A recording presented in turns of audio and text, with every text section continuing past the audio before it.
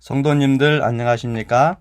오늘은 십자가와 그 표상들 7번째 시간, 십자가로 이루어진 예수님의 하늘 성소 봉사라는 제목으로 함께 은혜를 나누도록 하겠습니다. 히브리서는 성경의 어떤 다른 책과는 달리 예수의 모습을 대제사장으로 표현하고 있습니다. 히브리서를 처음부터 예수님의 대제사장 봉사를 중심으로 읽어가며 살펴보겠습니다. 먼저 히브리서 2장 9절. 오직 우리가 천사들보다 잠시 동안 못하게 하심을 입은 자, 곧 죽음의 고난 받으심으로 말미암아 영광과 존귀로 관을 쓰신 예수를 보니. 예수님의 죽음의 고난으로 말미암아 영광과 존귀로 관을 쓰셨다. 즉 십자가의 죽음으로 존귀한 자가 되셨습니다. 그분의 대속적 죽음으로 모든 죄 지은 사람들이 용서를 받고 구원을 얻게 되었으니 얼마나 큰 일이며 존귀한 일입니까? 그런데 히브리서를 계속 읽어보면 결국 존귀한 자가 되셨다는 말이 큰 대제사장이 되셨다는 뜻인 것을 알 수 있습니다. 히브리서 4장 14절을 읽어보겠습니다. 그러므로 우리에게 큰 대제사장이 계시니 승천하시니 곧 하나님의 아들 예수시라. 우리가 믿는 도리를 굳게 잡을지어다. 예수님이 대제사장이 되었다는 것은 우리에게 어떤 의미일까요?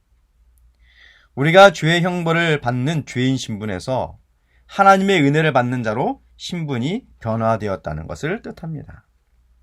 히브리서 4장 15절부터 16절 말씀. 우리에게 있는 대제사장은 우리의 연약함을 동정하지 못하실 리가 아니요 모든 일에 우리와 똑같이 시험을 받으신 이로되 죄는 없으시니라. 그러므로 우리는 긍휼하심을 받고 때를 따라 돕는 은혜를 얻기 위하여 은혜의 보좌 앞에 담대히 나아갈 것이니라. 대제사장이신 예수님이 자신의 피를 속죄로 들이셨기 때문에 우리가 하나님의 은혜를 받아 구원받는 존재가 된 것입니다. 히브리서 9장 11절 12절. 그리스도께서는 장래 좋은 일의 대제사장으로 오사 손으로 짓지 아니한 것 곧 이 창조에 속하지 아니한 더 크고 온전한 장막으로 말미암아 염소와 송아지의 피로 하지 아니하고 오직 자기의 피로 영원한 속죄를 이루사 단번에 성소에 들어가셨느니라.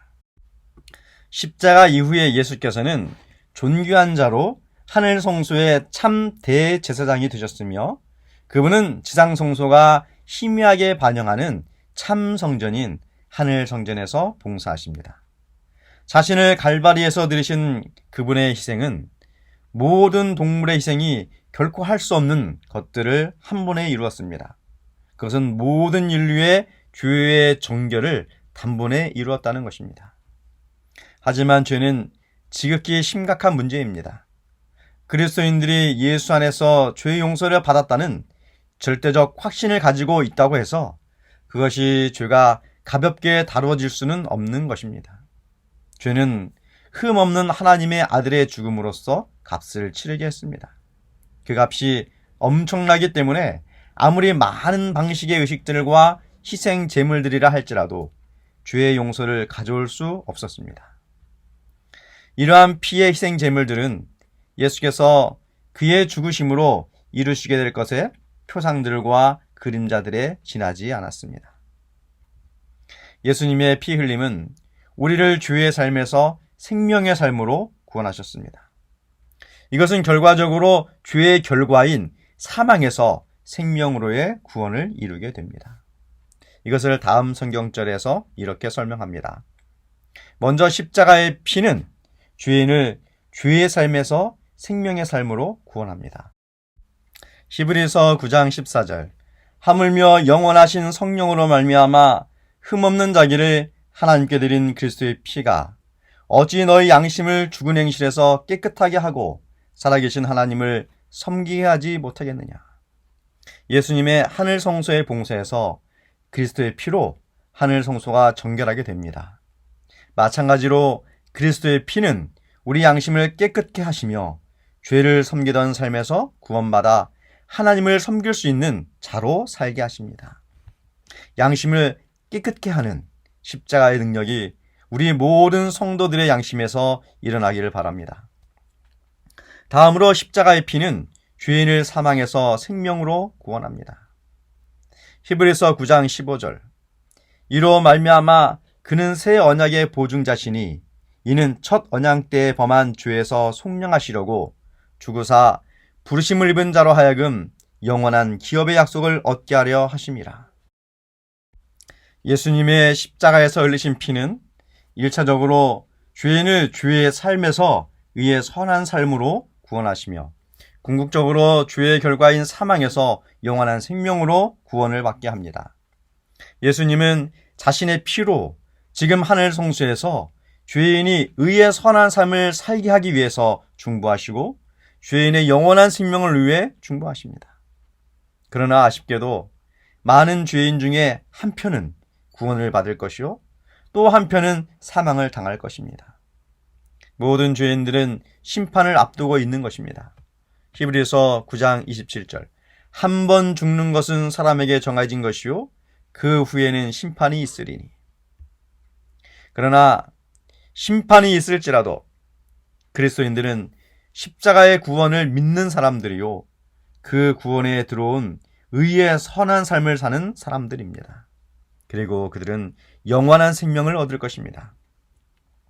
히브리서 10장 19절 20절 그러므로 형제들아 우리가 예수의 피를 힘입어 성소에 들어갈 담력을 얻었나니 그 길은 우리를 위하여 휘장 가운데로 열어놓으신 새롭고 산 길이요 휘장은 곧 저의 육체니라. 새롭고 산 길이 우리들에게 열려 있습니다.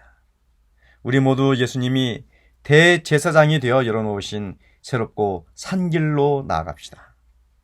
히브리서 10장 21절 22절 말씀 또 하나님의 집 다스리는 큰 제사장이 계심에 우리가 마음의 뿌림을 받아 양심의 악을 깨닫고 몸을 맑은 물로 씻었으니 곧 참마음과 온전한 믿음으로 하나님께 나아가자.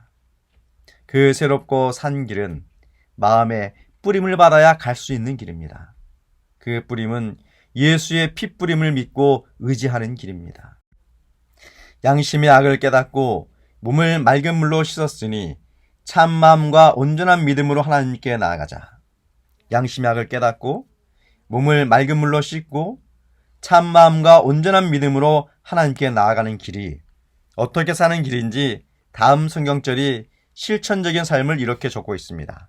히브리서 10장 24절부터 25절 말씀 서로 돌아보아 사랑과 선행을 격려하며 모이기를 피하는 어떤 사람들의 습관과 같이 하지 말고 오직 권하여 그날이 가까움을 볼수록 더욱 그리하자.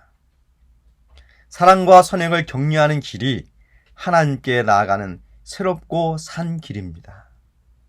모이기를 힘쓰는 길이 하나님께 나아가는 새롭고 산 길입니다. 이 두 가지를 잊지 맙시다. 그리고 실천합시다.